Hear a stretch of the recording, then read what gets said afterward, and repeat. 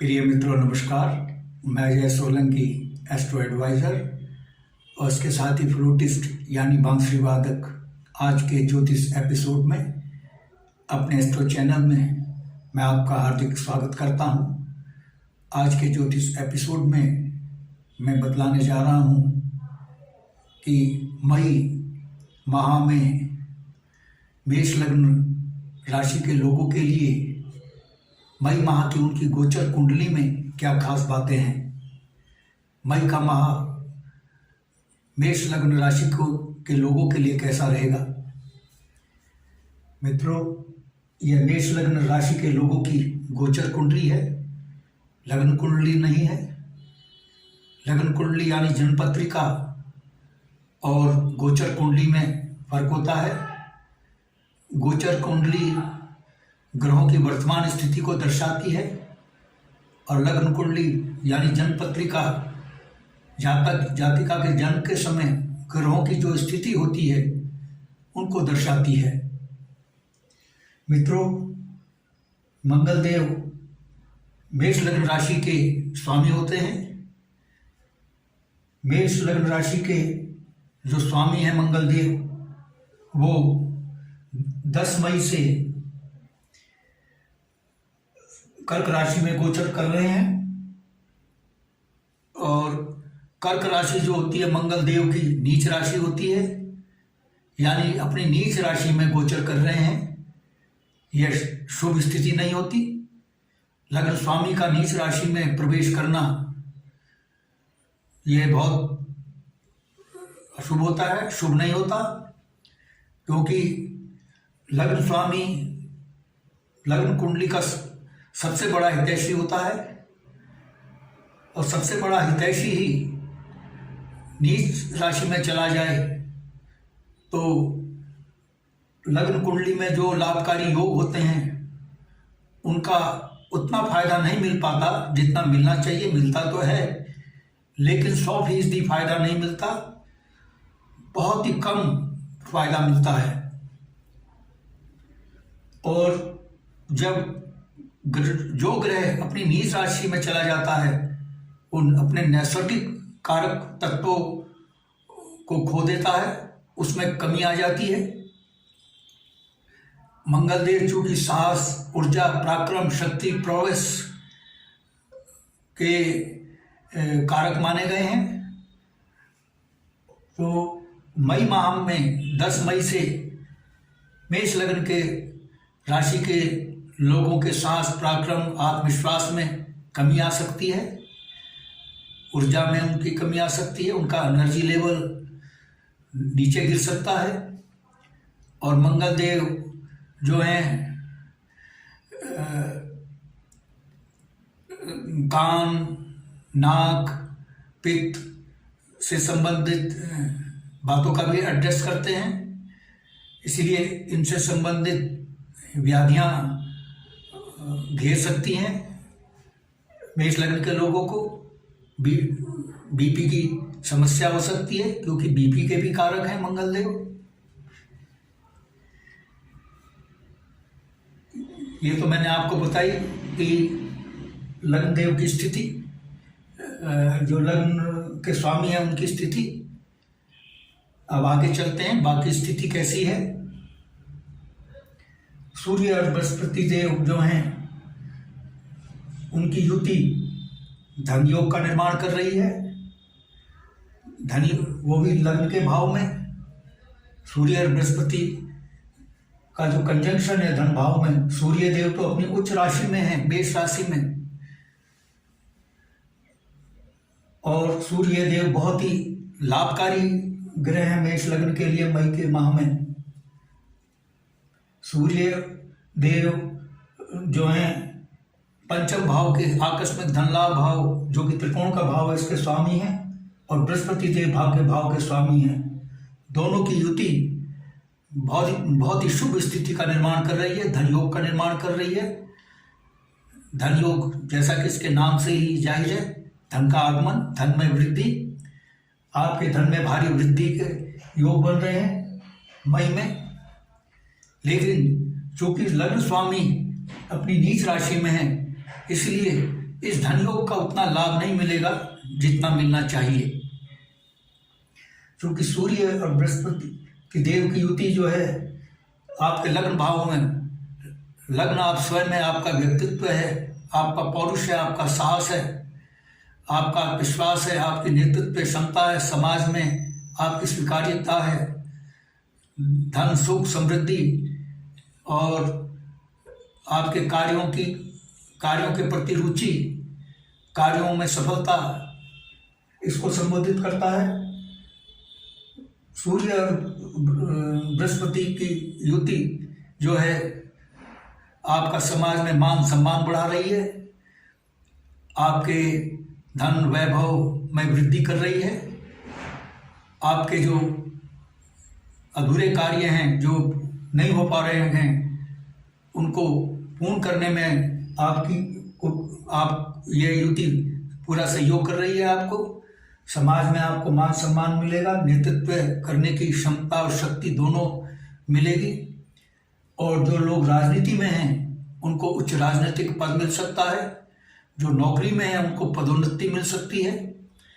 यानी जो जिस कार्य क्षेत्र में है वो मई के माह में उसको सफलता के सर्वोच्च शिखर पर पहुंचने का अवसर ये युति प्रदान कर रही है। लेकिन जैसा कि मैंने बताया कि चूंकि लग्न स्वामी जो हैं नीच राशि में हैं, इसलिए सूर्य और बृहस्पति की जो लाभकारी जो युति है, जो धन योग का निर्माण कर रही है लग्न भाव में, उसका उतना लाभ नहीं मिल पाएगा जितना मिलना चाहिए। काश मंगल देव कर्क राशि में गोचर ना करते तो ये युति आपको अपने कार्य क्षेत्र में राजा जैसी जिंदगी प्रदान करती। खैर, कुछ तो लाभ इस युति से आपको अवश्य होगा ही। पूर्ण लाभ नहीं होगा तो आंशिक लाभ तो अवश्य होगा। पूर्ण लाभ तभी होता जब लग्न स्वामी शक्तिशाली स्थिति में होते। लग्न स्वामी बहुत ही दुर्बल स्थिति में है। मंगल देव नीच राशि में स्थित हो रहे हैं 10 मई से,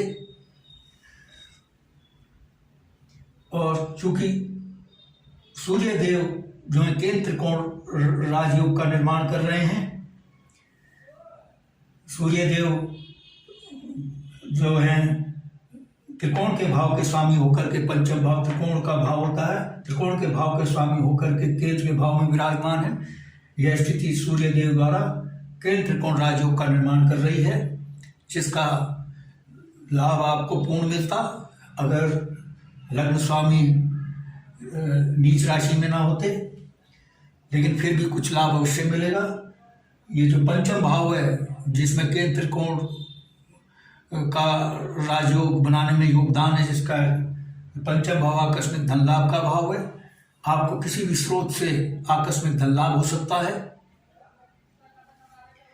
और क्योंकि ये प्रथम संतान का भाव है, मई में जिन जातक जातिकाओं के प्रथम संतान होनी है उनको पुत्र रत्न प्राप्ति के प्रबल योग बन रहे हैं, क्योंकि सूर्य देव की राशि यहाँ पर स्थित है प्रथम संतान के भाव में सिंह राशि, और सूर्य देव पुत्र के कारक होते हैं। और बृहस्पति देव की भी पंचम दृष्टि प्रथम संतान के भाव पर पड़ रही है, और बृहस्पति देव भी पुत्र के कारक होते हैं। यानी प्रबल से प्रवर्तन योग बन रहे हैं आपकी मेष लग्न राशि के लोगों के लिए, जिनकी प्रथम संतान पुत्र होनी है, उनको पुत्र रत्न होने की। और संतान सुख आपको मिलेगा, संतान के स्वास्थ्य में वृद्धि होगी, संतान सुख आपको मिलेगा, लेकिन उतना लाभ नहीं मिलेगा जितना मिलना चाहिए। ये मुझे बार बार दोहराना पड़ेगा, क्योंकि लग्न स्वामी जो हैं वो निर्बल स्थिति में है, अशुभ स्थिति में है, नीच राशि में स्थित है। कर्क राशि मंगल देव की नीच राशि है, और 10 मई से ये आपकी स्थिति होगी। यानी मंगल देव 10 मई से जो है कर्क राशि नीच राशि में जा रहे हैं, 10 मई से निर्बल स्थिति में आ जाएंगे। उससे पहले तो ठीक रहेंगे, शक्तिशाली रहेंगे, लेकिन 10 मई के बाद 10 मई से मंगल कर्क राशि में गोचर कर रहे हैं, यहाँ मैंने दिया है विवरण।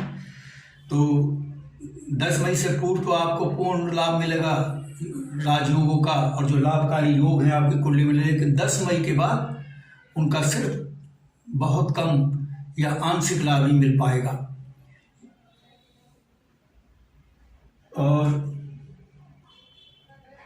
बृहस्पति देव भी इन त्रिकोण राजयोग का निर्माण कर रहे हैं, क्योंकि बृहस्पति देव नवम भाव के स्वामी हैं। नवम भाव भी त्रिकोण का भाव कहलाता है, ये भाग्य भाव कहलाता है। आपके भाग्य में वृद्धि कर रहे हैं बृहस्पति देव।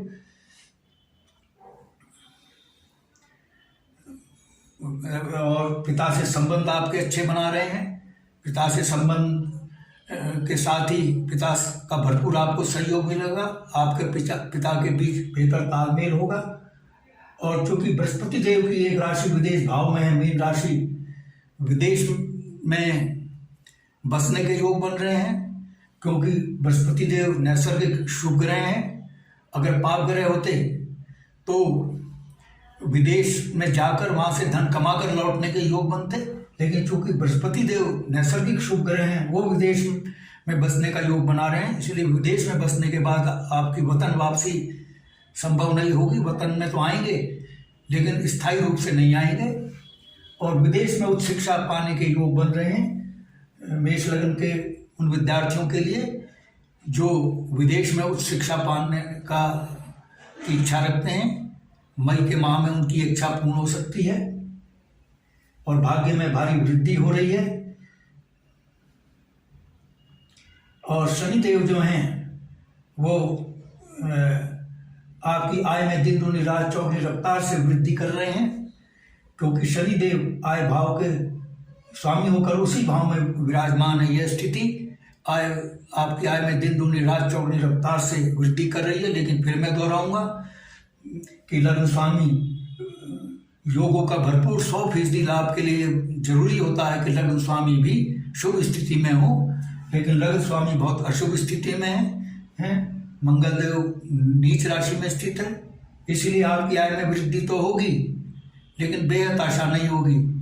वृद्धि होगी लेकिन दिन दूनी रात चौगुनी रफ्तार से जो होनी चाहिए थी, जिसके योग हैं इसमें, उसमें मंगल देव की नीच राशि में होने के कारण बाधा पड़ रही है, लेकिन आय में वृद्धि अवश्य होगी।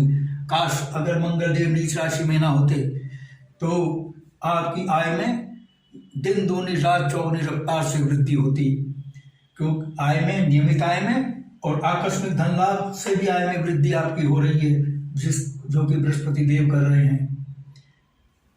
और बृहस्पति देव जो हैं कि सप्तम दृष्टि जो पड़ रही, विवाह के भाव पर पड़ रही है। बृहस्पति देव नैसर्गिक शुभ ग्रह होते हैं और शुक्र देव जो हैं वो भी विवाह के कारक होते हैं। उनकी राशि सप्तम भाव में है, जो कि विवाह का भाव होता है। विवाह के प्रबल योग बन रहे हैं मेष लग्न के लोगों के लिए, जिनके विवाह में विघ्न बाधाएं आ रही थी, जिनके लिए विवाह के प्रस्ताव नहीं आ रहे थे। मेष लग्न के लोगों के लिए मई माह में विवाह के प्रस्ताव उनके पास आएंगे, लेकिन साथ ही कुंडली सावधान कर रही है यहाँ पर केतु की स्थिति। विवाह के प्रस्तावों को जातक जातिकाएं आंख बंद करके न स्वीकार करें, उनको भली भांति जांच परख लें। अगर बिना जांच परख के विवाह किया, क्योंकि केतु सप्तम भाव में और राहु लग्न भाव में विराजमान है, तो आपका जो वैवाहिक जीवन है वो सुख में कमी आ सकती है, कष्टमय हो सकता है, पति पत्नी में तालमेल नहीं बैठ सकता है। तो वैवाहिक प्रस्तावों को जांच परख कर कुंडली मिलाकर गुणों का मिलान करके ही करें। गुण मिलें तभी विवाह करें। अगर क्योंकि केतु यहाँ पर विराजमान है विवाह के भाव में। और बिजनेस में मेष लग्न के लोगों के बिजनेस में भारी ग्रोथ मिल रही है, लेकिन भारी शब्द में हटाना चाहूँगा, क्योंकि मंगल देव जो है लग्न स्वामी नीच राशि में है। अगर नीच राशि में ना होते, सामान्य राशि में भी होते, तो भी भारी ग्रोथ होती बिजनेस में। तो मैं भारी शब्द का यूज कर सकता था, तो भारी तो नहीं, ग्रोथ अवश्य होगी लेकिन भारी ग्रोथ नहीं होगी, क्योंकि लग्न स्वामी जो है नीच राशि में है। बिजनेस को ग्रोथ मिलने की संभावना है, लेकिन साथ ही केतु की उपस्थिति और सूर्य देव की जो सप्तम दृष्टि पाप ग्रह है उनकी दृष्टि बिजनेस के भाव पर पड़ रही है, सावधान करती है बिजनेसमैन को। वह अपने बिजनेस पार्टनर से सावधान रहें, आंख बंद कर उस पर विश्वास ना करें, वो धोखा दे सकता है आपको। और पैसा उधार ना दें, उधार दिया हुआ पैसा फंस जाएगा, क्योंकि केतु यहाँ पर सप्तम भाव में विराजमान है, बिजनेस के भाव में। और दूसरे ग्रह सूर्य देव जो नैसर्गिक पाप ग्रह उनकी दृष्टि पड़ रही है, लेकिन सूर्य देव चूंकि शुभ ग्रह हैं उनका दुष्प्रभाव उतना नहीं पड़ेगा जितना राहु का पड़ेगा। राहु की भी दृष्टि पड़ रही है। इसके साथ ही शुक्र देव जो हैं तृतीय भाव में स्थित हैं। 2 मई से शुक्र देव तृतीय भाव में स्थित होने जा रहे हैं मिथुन राशि में। शुक्र देव तृतीय भाव में बहुत शुभ फल देते हैं। आपके पराक्रम में वृद्धि होगी, आपकी मेहनत कामयाब होगी, और छोटी मोटी यात्राओं के जो बन रहे हैं आपके लिए वो बहुत लाभकारी होंगे। आपके यश में वृद्धि होगी, कीर्ति में वृद्धि होगी, मान सम्मान समाज में बढ़ेगा, और शत्रु आपसे पराजित होंगे। और आपके जो वो हैं लग्जरी, भौतिक सुख सुविधाओं को पाने के योग बन रहे हैं, लव रोमांस के योग बन रहे हैं, और लव रोमांस की यात्रा पर भी आप जा सकते हैं, ऐसा योग शुक्रदेव बना रहे हैं।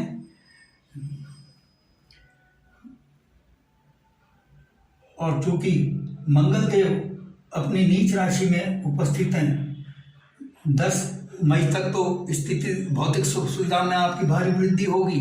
भूमि, भवन, वाहन खरीदने के आपके नए योग बन रहे हैं, लेकिन 10 मई के बाद आपकी भौतिक सुख सुविधा में वृद्धि तो नहीं होगी, ना कमी होगी।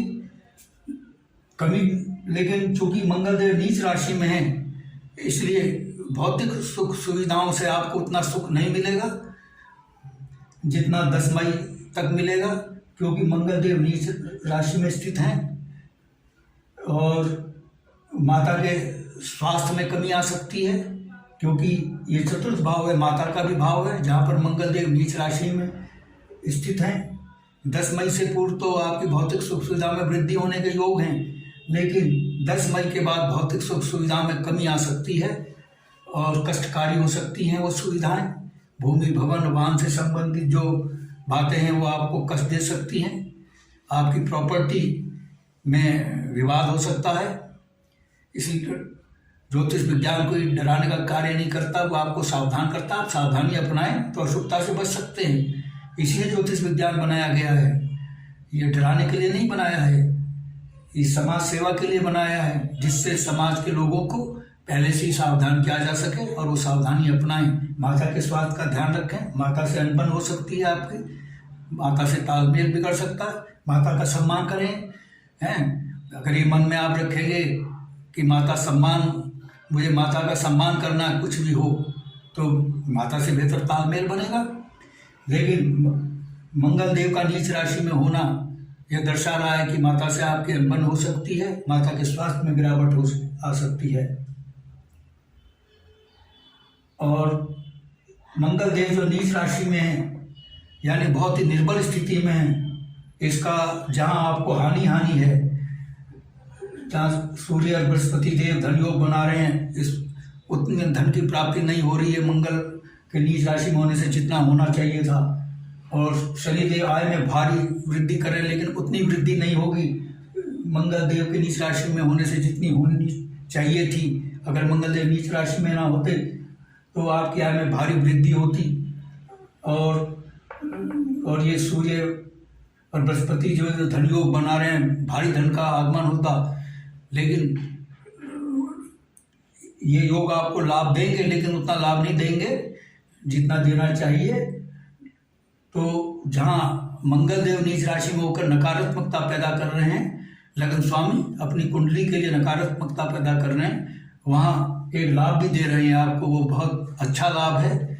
मंगल देव चूंकि अष्टम भाव के स्वामी हैं, और अष्टम भाव जो होता है लग्न कुंडली का सबसे अशुभ भाव होता है, क्योंकि ये रोग, मृत्यु, रोग भी असाध्य रोग, मृत्यु, दुर्घटना, मृत्यु तुल्य कष्ट का भाव होता है।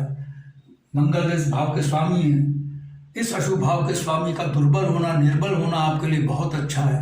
अगर मंगल देव शक्तिशाली होते तो ये बातें, ये अशुभता आपको बहुत तंग करती। क्योंकि मंगल देव दुर्बल हैं, निर्बल हैं, इसलिए जो अशुभताएं मैंने बताई अष्टम भाव से जुड़ी, इनसे आपको सुरक्षा कवच मिल रहा है? या मंगल देव का निर्बल होना यहाँ आपके लिए शुभ है अष्टम भाव की दृष्टि से। और इसके साथ ही विरासत में मेष लग्न राशि के लोगों को धन संपत्ति पाने के भी योग बन रहे हैं। और जो साइंटिस्ट, वैज्ञानिक रिसर्च में लगे हुए हैं, अनुसंधान में लगे हुए हैं, उनका रिसर्च और इनोवेटिव और अनुसंधान का कार्य सफल होने की संभावना है। और उसके साथ ही नौकरी में पदोन्नति के योग बन रहे हैं। शनिदेव नौकरी में पदोन्नति के योग बना रहे हैं, क्योंकि शनिदेव केंद्र के भाव के स्वामी है, जो कि नौकरी का भाव है, और शुभ स्थिति में विराजमान है आय भाव में। एकादश भाव आय भाव कहलाता है। आपके मित्र पड़ोसियों से आपको भरपूर सहयोग मिलने की संभावना है, बड़े भाई से सहयोग मिलने की संभावना है। और वहाँ शुक्रदेव चूंकि तृतीय भाव में है, वहाँ छोटे भाई बहनों से भी आपकी बहुत अच्छी बनेगी और उनसे भी बहुत अच्छा सहयोग मिलेगा। लेकिन मैं फिर दोहराऊंगा, उतना लाभ नहीं मिलेगा जितना मिलना चाहिए, क्योंकि मंगल देव नीच राशि में है। नौकरी, और जो मेष लग्न राशि के लोग बेरोजगार हैं, नौकरी के लिए हाथ पैर मार रहे हैं, दर दर भटक रहे हैं, लेकिन कामयाबी उनको नहीं मिल रही है। मई के माह में उनको नौकरी पाने के योग बन रहे हैं। लेकिन अगर मंगल जी नीच राशि में ना होते तो और प्रबल योग होते। खैर, लेकिन नौकरी मिलने के उनको योग बन रहे हैं, नौकरी मिल सकती है। और पदोन्नति के, जैसे मैंने बताया, नौकरी में उनको पदोन्नति के योग बन रहे हैं और वेतन वृद्धि के योग बन रहे हैं। क्योंकि शनिदेव नैसर्गिक रूप से पाप ग्रह हैं, वो पदोन्नति के योग बना रहे हैं। और मंगल देव जो हैं नीच राशि में स्थित है, इनकी दृष्टि पड़ रही है, इसलिए पदोन्नति के बाद जो स्थानांतरण होगा वो मेष लग्न के लोगों की इच्छा के विरुद्ध होगा, और ऐसी जगह हो सकता है जहां पर उनको असुविधा हो, लेकिन पदोन्नति के योग बन रहे हैं। द्वितीय जो संतान है मेष लग्न राशि के लोगों की, जो मई माह में होनी है, वो कन्या होने की संभावना है, क्योंकि शुक्रदेव की राशि तुला यहाँ पर मौजूद है। शुक्रदेव जो हैं कन्या के कारक होते हैं, स्त्री के कारक होते हैं। द्वितीय संतान कन्या पुत्री होने की संभावना है। और तृतीय संतान, नवम भाव तृतीय संतान को का प्रतिनिधित्व करता है, क्योंकि यहाँ पर बृहस्पति देव की राशि है धनु, और बृहस्पति देव पुत्र के कारक होते हैं। तृतीय संतान जो मेष लग्न के लोग हैं, उनको पुत्र रत्न होने की संभावना है। मित्रों, बताने के लिए तो बहुत कुछ है, अगर मैं एक दिन तक भी लगातार बताता जाऊं वो भी कम है, क्योंकि कुंडली महासागर होती है। जितना इसमें प्रवेश करते जाएंगे उतनी प्रॉस कॉन्स और नई बातें मिलती जाएंगी। लेकिन चूंकि वीडियो की लिमिटेशन है, इसीलिए वीडियो की लिमिटेशन को मद्देनजर रखते हुए जो मैं खास बातें थी वो मैंने बताने की कोशिश की है, प्रयास किया है, वो बातें बताई मैंने, खास विशेष बातें। और यदि आपके मन में कोई प्रश्न या क्वेरी है तो आप कमेंट बॉक्स में कमेंट कर सकते हैं। और यदि आपको मेरा ये एपिसोड पसंद आया है, I request you to please subscribe my channel. मेरा चैनल सब्सक्राइब करने से आपको 2 फायदे होंगे। मैं एस्ट्रो एडवाइज़र के साथ साथ फ्लूटिस्ट भी हूँ। बांसुरी फ्लूटिस्ट होने के नाते बांसुरी वादक होने के नाते मैं बांसुरी सिखाने के फ्लूट ट्यूटोरियल भी इसी एस्ट्रो चैनल में डालता हूँ। और उसके साथ ही बॉलीवुड के सुपरहिट गाने, भक्ति गीत, देशभक्ति के गीत और रोमांटिक एवरग्रीन गाने अपनी बांसुरी से बजाकर बैकग्राउंड म्यूजिक के साथ अपने स्टूडियो में शूट करके इसी एस्ट्रो चैनल में मैं डालता हूँ। मेरे चैनल का आपको भरपूर लाभ मिले। I therefore request you to please subscribe my channel. और यदि आप अपनी लग्न कुंडली या जन्म पत्रिका की एनालिसिस करवाना चाहते हैं, विश्लेषण करवाना चाहते हैं, तो आप अपने प्रश्नों के साथ अपनी बिल्कुल सही जन्म तिथि, जन्म समय, जन्म स्थान मेरे व्हाट्सएप नंबर 9411769698 पर भेज सकते हैं। मैं आपके प्रश्नों का तुरंत उत्तर दूंगा, तुरंत रिप्लाई दूंगा। बस आज इतना ही मित्रों, धन्यवाद, नमस्कार।